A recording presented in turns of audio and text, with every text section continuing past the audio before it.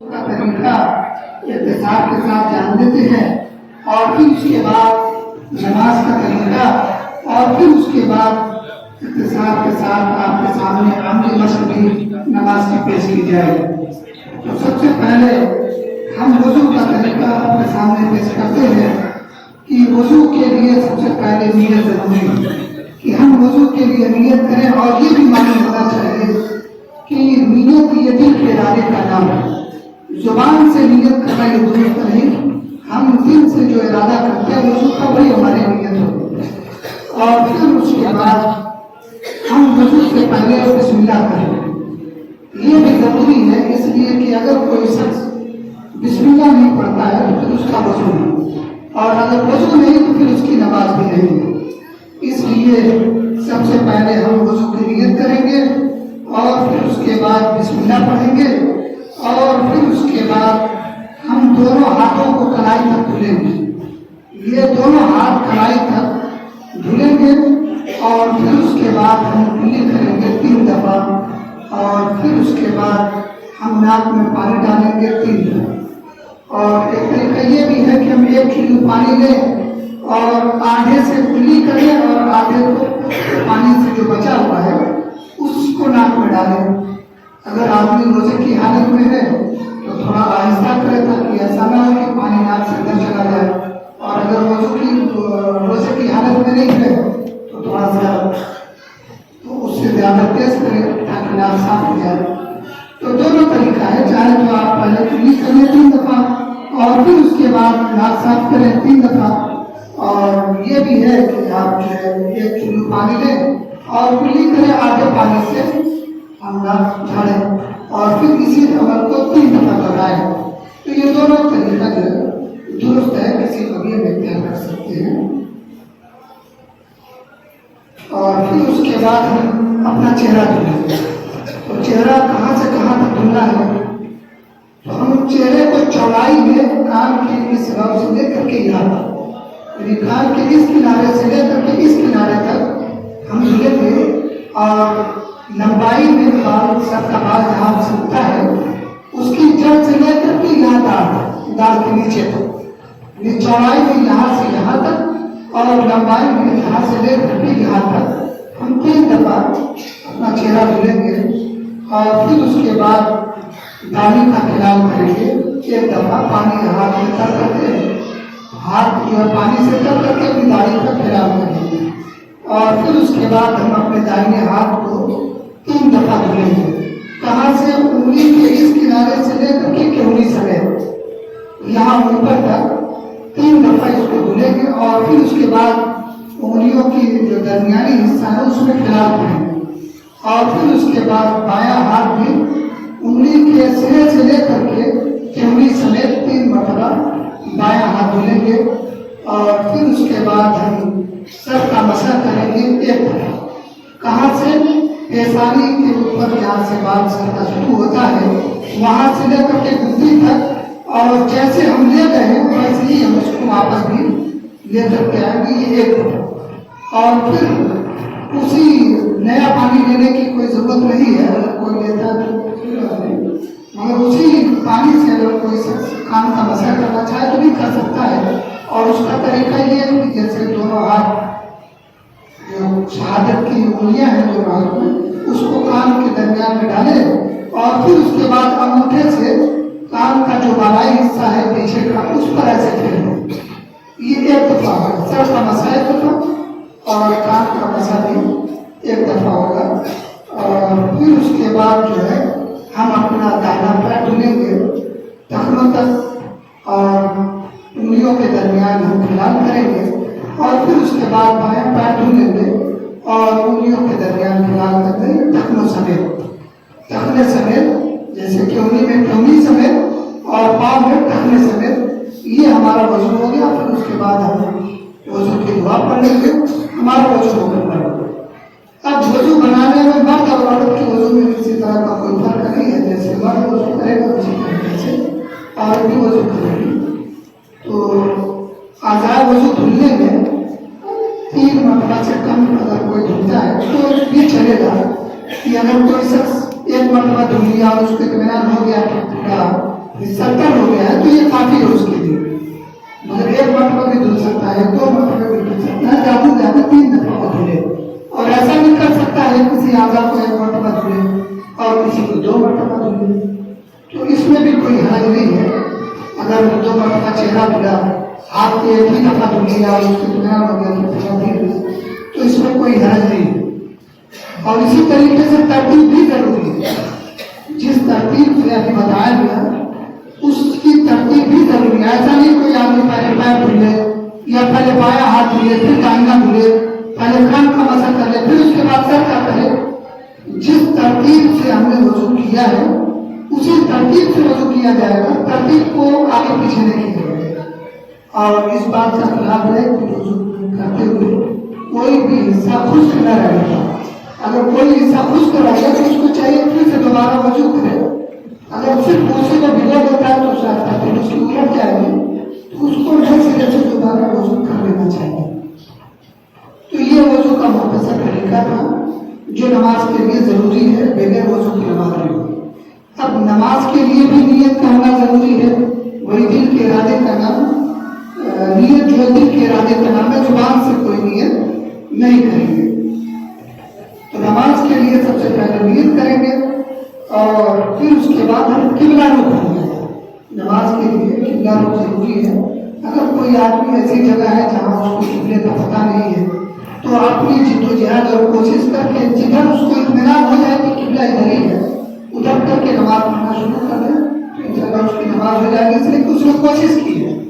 और अगर कोई सवारी पर है और किबला उसने नमाज शुरू किया और फिर सवारी इतना घूमती रही और उसका किबला भी बदलता रहा तो कोई हर्ज नहीं, इसलिए कि उसने शुरू किया था तो किबला रुख था, वो सवारी या तो खड़ी होगी नहीं, उसके बस में है नहीं, जैसे कोई ट्रेन पर सफर कर रहा है तो क्या जरूरी है कि वो जितनी देर तक नमाज पढ़ता है वो किबला ही रुख चले, किसी दूसरे लोग भी जा सकती है।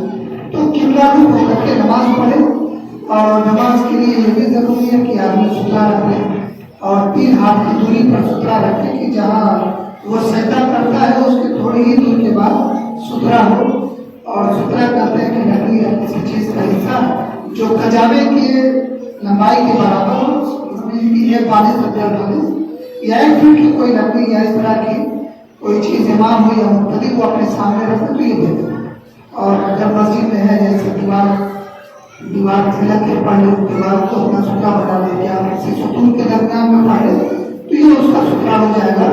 तो हमें सुथरे का इस्तेमाल करना चाहिए। इसी तरीके से इमाम का सुथरा मुक्तदी का सुथरा है। जब जमात के साथ नमाज हो रही हो तो जो इमाम का सुथरा है वही मुक्तदी का सुथरा है। अब अगर कोई बच्चा है या कोई आदमी जो है सबके दरमियान से गुजरता है तो कोई हर्ज नहीं, इसलिए कि उसका सुथरा खत्म हो गया, अब इमाम का सुथरा है उसके लिए। तो इमाम जो अपना सुथरा बनाया हुआ है उसके दरमियान से नहीं गुजरना है। और दरमियान से अगर कोई सब आगे की अधूरी लगे, बसावत ऐसा होता है कि अगली सब अधूरी है और एक आदमी बाद में आता है तो देखता है कि अगली सब जो है खाली है, तो वो सबको चीरते हुए उसमें से अंदर जाकर के सबको पूरी करता है। और वो चाहिए किनारे से हो करके उसके आगे से गुजरते हुए सब में शामिल हो जाए, इसलिए कि अब इसका सुथरा नहीं है, जमात से बात हो रही है, इमाम का सुथरा ही मुक्तदी का सुथरा है। तो उस इमाम और सुथरे के दरमियान कोई चीज नहीं गुजरना चाहिए, इधर से गुजर जाए तो कोई जायका नहीं है। फिर उसके बाद तकबीर तहरीमा के साथ नमाज शुरू करें। तकबीर तहरीमा ये अल्लाह अकबर कहते हुए नमाज को शुरू करेंगे और अल्लाह अकबर के साथ यदेन करेंगे। उसका भी जो है 3 तरीका है कि आदमी जो है अल्लाह अकबर कहते हुए रफुल यदैन करे या पहले रफुल यदैन कर ले और फिर अल्लाह अकबर करे, या पहले अल्लाह अकबर करे फिर रफुल यदैन करे। यानी ये 3 तरीका है कि अल्लाह अकबर करे और रफुल यदैन करे। और दूसरा ये कि अल्लाह अकबर करे फिर रफुल यदैन करे। और तीसरा ये कि अल्लाह अकबर कर ले फिर उसके बाद रफुल यदैन करे। और एक ये कि रफुल यदैन कर ले और फिर अल्लाह अकबर करे। तीनों में से किसी को इख्तियार करता है तो ये नहीं। और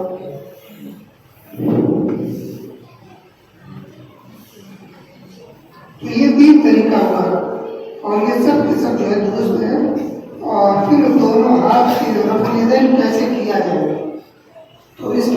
طریقہ ہے کہ آپ نے اپنے ہاتھ کو اٹھائے اور یہ ہاتھ جو ہے تھوڑا فاصلے پر ہو اور یہ بغل جو کھلی ہوئی اور انگلی جو ہاتھ کی ہے وہ نارمل حالت میں ہو، نہ تو اس کو بہت زیادہ پھیلائے ہوئے ہو اور نہ بہت زیادہ اس کو سمیٹے ہو، نہ تو اس کو ملائی جائے گی نہ اس کو اس سے پھیلائی جائے گی۔ جو اس کی اپنی اصل حالت ہے اسی پر اس کو رکھا جائے گا اور اٹھایا کہاں جائے گا، کان کی لو تک یا کندھے پر، یا تو اتنا کیا جائے گا۔ اور یہ کہ اتنا اٹھایا کہ انگوٹھا جو یہاں تک پہنچ جائے اور یہ کان کی جو انگلیاں ہیں، یہ ہاتھ کی جو انگلی ہے وہ کان کی لو، یعنی ایک انگلی کان کی لو تک اور انگوٹھا جو ہے کندھے کے برابر پہنچ جائے۔ تو یہ دو طریقہ ہے، چاہے تو اوپر اٹھا سکتے ہیں یا تو اتنا اٹھا سکتے ہیں، تو یہ حصہ کھلا رہنا چاہیے۔ اور رفع الیدین کرنے کے بعد ہم اپنے جو ہے سینے پر ہاتھ ڈالیں، کس طریقے سے کہ یہ بائیں ہاتھ کی پشت پر اپنے دائیں ہاتھ کو رکھیں گے، اس کو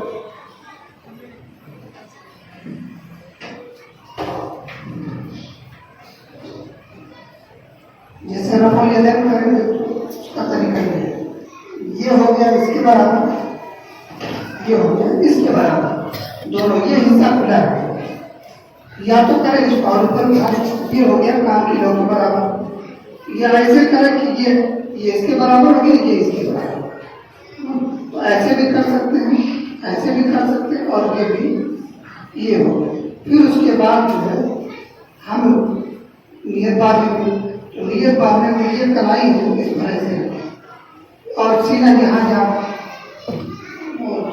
کرتا ہے حرکت ہوتی ہے وہاں پہ ایسے رکھیں، یا ایسے بھی کر سکتے ہیں، تھوڑا آگے بھی بڑھا سکتے ہیں، ایسے بھی کر سکتے ہیں اور ایسے بھی کر سکتے ہیں، دونوں میں کوئی کرے کوئی حرج نہیں۔ اور پھر اس کے بعد جو ہے ہم دعائے ثنا پڑھیں گے، جو دعائے نماز کی افتتاح جیسے اللہ علیہ دو پڑھیں، یا کسی کے علاوہ میں اور دعا ہے سبحان اللہ کوئی بھی ہے پڑھیں۔ اور پھر اس کے بعد جو ہے ہم اعوذ باللہ پڑھیں گے، بسم اللہ کریں گے، پھر اس کے بعد سورہ فاتحہ پڑھیں گے، اور پھر سورہ فاتحہ کے بعد کوئی اور سورت جو ہمارے لیے آسان ہوگی ہم اس کی قرأت کریں گے۔ اگر نماز جہری جیسے عشاء کی ہوگی یا مغرب کی ہوگی، فجر کی ہوگی، جمعہ کی ہوگی، تو جو جہری نماز ہے اس میں امام بھی بلند آواز سے آمین کہے گا اور مقتدی بھی بلند آواز سے دونوں آمین کہیں گے، اور اگر نماز سری ہے تو امام بھی آہستہ سے آمین کہے گا اور مقتدی بھی آہستہ سے آمین کہیں گے۔ اور اگر ہم امام کے پیچھے ہیں تو امام اگر جہری نماز پڑھا رہا ہے جیسے مغرب کی یا عشاء کی یا فجر کی نماز جس میں جہری قرأت ہوتی ہے، تو امام تو سورہ فاتحہ پڑھے گا بلند آواز سے، ہم بھی اس کے پیچھے سورہ فاتحہ پڑھیں گے، اس لیے بھی اس شخص کی نماز نہیں جس نے سورہ فاتحہ نہیں پڑھی تو سورہ فاتحہ پڑھنا ضروری ہے۔ اب سورہ فاتحہ کے بعد جو نماز جہری ہے اس میں ہم بعد میں امام کی قرأت خاموشی کے ساتھ سنیں گے، اور امام قرأت کرے گا بلند آواز سے۔ اور اگر سری نمازیں جیسے ظہر کی ہو گئی یا عصر کی نماز ہو گئی تو امام بھی سورہ فاتحہ کے بعد کوئی سورہ پڑھے گا آمین، اور اس کے بعد کوئی سورہ پڑھے گا، تو جو مقتدی ہے وہ بھی پڑھے گا، ابتدائی دو رکعتوں میں پڑھے گا، اور بعد کی 2 رکعتوں میں نہیں پڑھے گا۔ وہ امام بھی نہیں پڑھے گا تو مقتدی کہاں سے پڑھے گا؟ امام بھی صرف سورہ فاتحہ آخر کی 2 رکعت میں یا 1 رکعت میں، 2 رکعت کے بعد امام بھی صرف سورہ فاتحہ پڑھے گا اور مقتدی بھی صرف سورہ فاتحہ پڑھے گا۔ پھر اس کے بعد ہم جب قرأت سے فارغ ہو گئے تو پھر اللہ اکبر کہیں گے۔ اب وہی 3 طریقہ چاہے تو اللہ اکبر کہہ کے رفع الیدین کریں، یا اللہ اکبر کر کے کریں، یا ایسے کر کے اب اللہ اکبر کریں۔ پھر جب ہم نے رفع الیدین کر لیا تو اب ہم رکوع میں جائیں گے۔ رکوع کا طریقہ یہ ہے کہ ہم اپنے ہاتھ کو جو ہے گھٹنوں پر مضبوطی کے ساتھ پکڑیں اور انگلی کو کندھے پھیلا کر کے جیسے ایسے پکڑتے ہیں، مضبوطی کے ساتھ اپنے گھٹنے کو پکڑیں اور پیٹھ کو بالکل سیدھی رکھے اور اپنے ہاتھ کو یہ اپنے پیٹ یا اپنے ہڈو سے بالکل الگ رکھے. اس کا طریقہ کیا ہے؟ جیسے یہ اب ہم قرات سے فارغ ہوئے اللہ اکبر کر کے رکوع میں، تو رکوع میں جائیں گے تو ہمارا یہ مضبوطی سے پکڑے اور پیٹھ بالکل سیدھی، سر پیٹھ کے برابر، ایسا بھی نہیں کہ ایسے کریں یا ایسے کریں، بالکل ایسے برابر.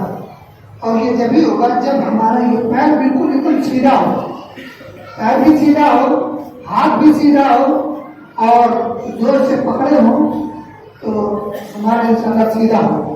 اور تھوڑا سا پنجے پر زور لگائیں تو ہماری پیٹھ بالکل سیدھی ہو جائے گی اور سر کو پیٹھ کے برابر میں رکھیں گے، نہ تو بہت زیادہ اوپر کریں گے نہ بہت زیادہ نیچے کریں گے.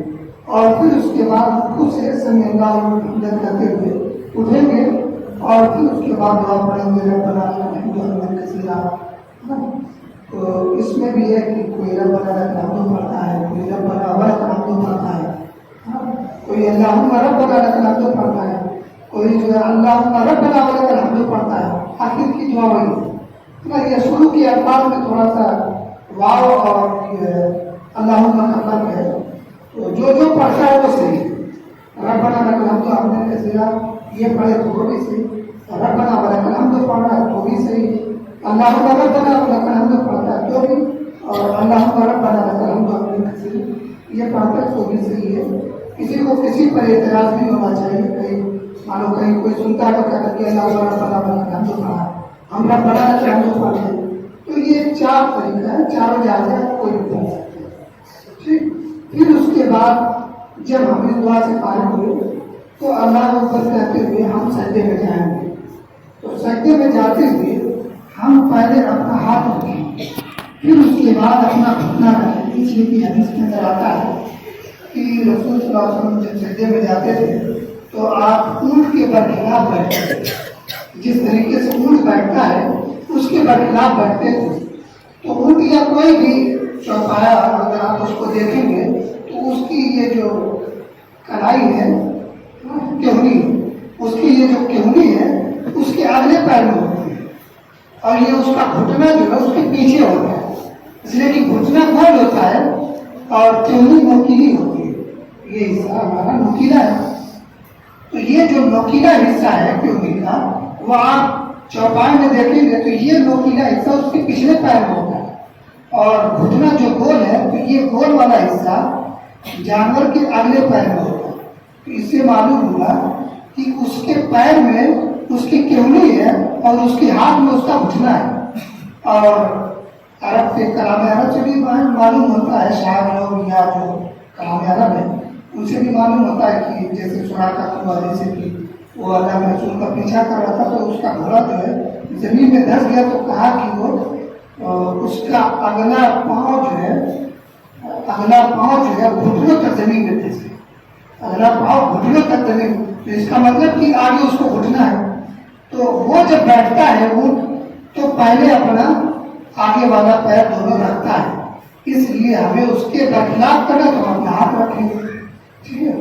تو سجدے میں جاتے ہوئے پہلے اپنے ہاتھ رکھیں گے اور پھر اس کے بعد اپنا گھٹنا رکھیں گے اور اٹھتے ہوئے پہلے اپنا گھٹنا اٹھائیں گے اور پھر اس کے بعد اپنا ہاتھ اٹھائیں گے اور سجدہ کریں گے 7 اعضاء پر، پیشانی اور ناک کے دونوں ملا کر کے، اور پھر اس کے بعد یہ دونوں ہتھیلی اور پھر دونوں گھٹنا اور دونوں پیر کا سلا جو ہے تو 2 اور 2 گھٹنا 4 اور 2 ہاتھ 6 اور یہ پیشانی اور ناک کا حصہ یہ 7.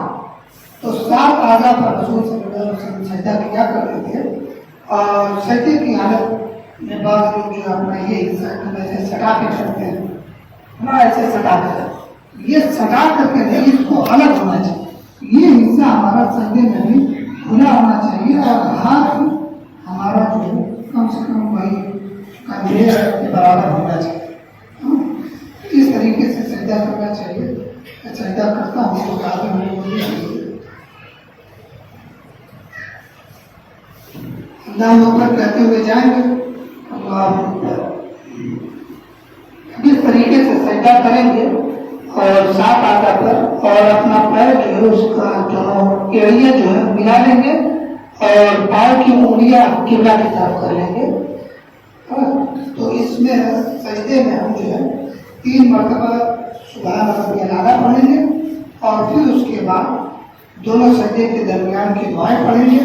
अब हाथ हम अपना कहाँ रखेंगे? जब सजदे से उठेंगे तो या तो घुटने पर रखें, इस पर रखें और दुआ पढ़ें, या हम इसको आगे भी रान पर भी रख सकते हैं, दोनों सही है। घुटने पर भी रखें और कोई थोड़ा सा और से बैठना चाहे रान पर रखना चाहे तो रान पर भी रखें और दुआ पढ़े। फिर उसके बाद सजदे में जाए और वही कैफियत होगी जो पहले बात। अब जब दोनों सजदे से उठेगा तो अब वो जैसे इस्तराहत उसको बोलते हैं, थोड़ा सा बैठेगा। बैठने के बाद फिर जमीन पर टेका दे करके वो दूसरी रकात के लिए उठेगा और फिर इसी तरीके से वो अपनी दूसरी रकात भी पूरी करेगा। और अगर 2 रकात वाली नमाज है तो तवरुक के साथ बैठेगा। जब सलाम फेरना होगा तो अपने बाएं पैर को दाहिने पैर के नीचे रख करके और अपनी सुनैन यानी चूतर पे बैठेगा। और अगर 4 रकात वाली है तो 2 रकात के बाद जो बैठते हैं तशहुद में तो अपने दाहिने पैर को खड़ा रखेंगे और बायां पैर बिछा करके उसी पर बैठ जाएंगे और अपनी उंगलियां जो है किबला रुख करेंगे। बात को ऐसे मोड़ देते हैं, ये खड़ा होना चाहिए, जो दाहिना पैर है खड़ा हो और उंगलियां जो है किबला की तरफ होनी चाहिए। यानी जब सलाम फेरेंगे तो बैठने का तरीका ये तवरुक कि बाएं पैर को दाएं पैर के नीचे निकाल लें और जूतों पर बैठें। और जब हमें 2 रकात से ज़्यादा पढ़नी है तो जो दूसरा तशहुद है हम उसमें उसी तरीके से बैठें या दूसरे के दरमियान उसी तरीके से बैठें कि अपना बायां पैर बिछाएं और दाहिने पैर पर बैठें। इसी तरीके 2 सजदों के दरमियान बैठने की एक सूरत ये भी है कि हम दोनों पैर खड़ा करके उसी पर बैठें, जैसे ऐसे ये भी किया जा सकता है। दोनों पैर खड़ा उसी पर बैठे दोनों सजदों के दरमियान, तो ये भी सही है, वैसे भी बैठा जा सकता है। लेकिन आसानी इसीलिए है कि अपना बायां पैर बिछा दिया जाए, दाहिने पैर को खड़ा किया जाए, इस तरीके से बैठा जाए। फिर उसके बाद हमारी इस तरीके से हम नमाज को मुकम्मल करेंगे और फिर उसके बाद जब आखिरी रकात में तो सलाम की मुकम्मल दुआ पढ़ने के बाद हम दाहिनी तरफ सलाम फेरेंगे, फिर उसके बाद बाईं तरफ सलाम फेरेंगे। कम से कम इतना रुख हम अपना फेरें कि जो है पीछे वाले को एहसास हुआ कि उसने अपना सर घुमाया। बात लोग ये भी कहते हैं सलाम करते तो कोई बगल वाला कहते वालेकुम सलाम का जवाब नहीं देना, बस सबको सलाम ही करना है, तो जवाब क्यों दें? तो इस तरीके से हम अपनी नमाज को मुकम्मल करते हैं। अल्लाह से दुआ करते हैं कि मौला करीम तो उनको उसी तरीके से नमाज पढ़ने की तौफीक इनायत फरमा जिस तरीके से रसूल सल्लल्लाहु अलैहि वसल्लम पढ़ा करते थे। ये मुख्तसर तरीका है, इसकी तफसील में अगर जाए तो और भी ज़्यादा वक्त लगे, मगर वक्त कम है। अल्लाह से दुआ है कि मौला करीम जो कुछ हमने कहा वो सही और दुरुस्त है और उस पर अमल करने की तौफीक मिले।